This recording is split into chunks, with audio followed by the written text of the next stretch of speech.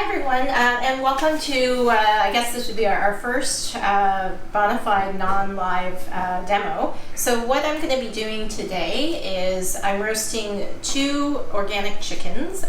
They look almost exactly the same, but they're from two different producers. So one is Pure from Betagro, and the other one is from Sirin farm. This is free-range chicken.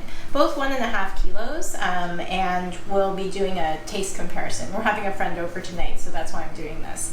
The first step is an hour before you're going to put the chicken in the oven, you'll want to take it out and put it on the counter. So that's what we're doing now. And then when we come back, we'll be putting the chicken into the oven. It takes about an hour, and it's a very simple process where you get a beautiful roasted chicken every single time.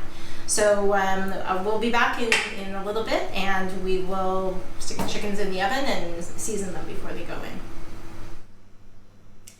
Okay, so we're back an hour later. The chickens have been at room temperature for an hour, and we're getting ready to put them into the oven. This is the Sirin Farms chicken, and this is the Betagro Pure chicken. And just to note on price, this one is actually twice the price. We're talking about 400 baht for this and about 200 baht for this chicken. And yet, the sizes are about the same. Looks like this one's actually missing some skin. In any case, what we're going to do next is salt the chickens before they are put on the rack. So I'm going to do that now. What I use is non-iodized sea salt, right? And I start with a big chunk, maybe about 1 teaspoon in the cavity, and then just sprinkle all over. Breast side first, and then the other side. All right. And I'm just going to try and slide the skin up if possible, just to correct what's being done here, so that it's a bit more even. Okay, and this goes down, breast side down. Okay, so I'm going to do the other one. And what we've done is we've tied a piece of string onto the leg of the Sirin Farms chicken. So that's the free-range chicken. And once again, a teaspoon in the cavity, all over the breast. This may seem like a lot of salt, but you have to be liberal because it will be running off anyways while it's cooking. It goes actually into the water that I end up putting into the pan. All right, so we've got our two chickens here. And the last step, before I stick this into the oven at a very hot oven, is to add in some water. So about a whole kettle of boiling water, right into the bottom. All right. And I'm going to stick these into the oven, but because the pan is hot, I'm going to use my gloves here.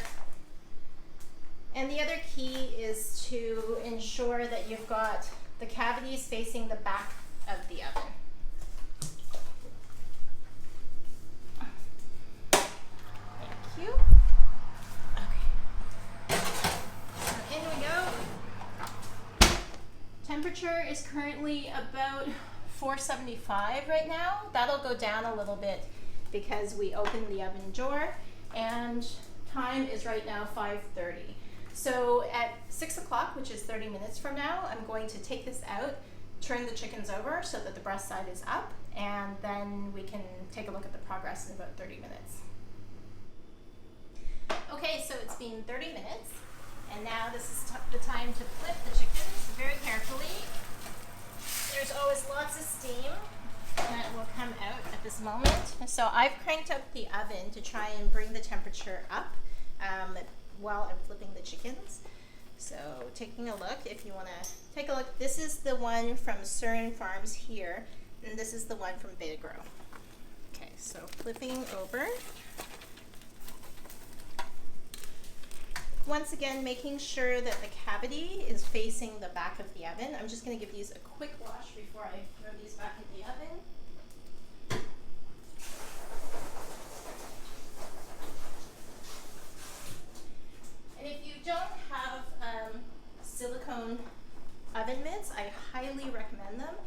way if they ever get wet, you don't end up burning yourself.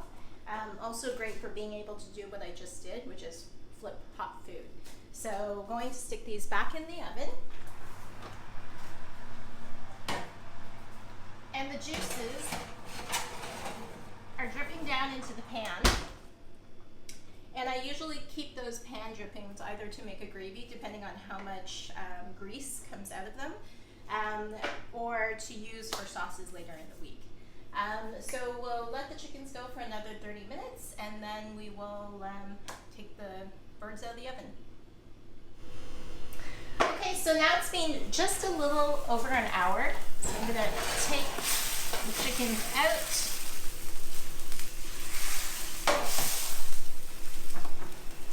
So here we have the organic, the chicken from Sirin farms, and this is the one from Betagro. What I'm going to do is I'll grab the rack and let them just sit for the next little while. So what you want to do is let the juices redistribute. You want to do this anytime you're dealing with meat coming out of heat. So with steaks, really important, with chicken too. And you can let them sit for 15-20 minutes, and some of the juices will flow down and out onto the board below. The other thing I wanted to show you is that, so that water, the water down below, it has juices from the chicken and the salt that's been running out. So I actually use that almost like a stock in sauces later on in the week. So I always reserve it. What I tend to do is I'll want to put it in a gravy strainer, and that helps to separate the fat from the water below. So I'll let this cool a little bit before I put this in, and then we will get to cutting up the chicken next, but we'll let this sit for a little bit. Okay, so the chickens have been resting for about, 20 minutes, but then I already butchered one of the chickens over here. That's the Betagro one. I've also put all of the juice from the pan into a gravy separator, and so I'm just going to separate out the fat from the drippings. Still considering whether or not I'll make a gravy with all this, because we also have some chimichurri sauce that I made earlier today, and if you're looking for a recipe for the chimichurri sauce, that is from my April 15th cooking class. So this is the Sirin Farms chicken. We can tell because there's a little tie here, but I just wanted to show you how to cut up a chicken after you've beautifully roasted it. So you start with the chicken breast, just on one side, and separating off the thigh, and just gently giving it a nudge so that you get that one thigh piece. So we have to remember this is the Sirin Farms chicken, and then taking the breast off. What I usually like to do too is to separate the wing from the breast, but keep them together, and I'll cut the breast in half in case somebody doesn't want a full breast. So there we go. Adding that onto the board, and then the other side. And I like to keep my bones to make stock, so I have like a bag in the freezer where whenever I use onions, carrots, and celery in a recipe, I keep all the cuttings of the stuff that I don't use in the actual recipe, and I use that. When that bag is full in the freezer, then I'll make homemade stock out of that. So including all of the chicken bones from roast chicken dinner, which I usually do once a week. So here we go. Once again, the breast.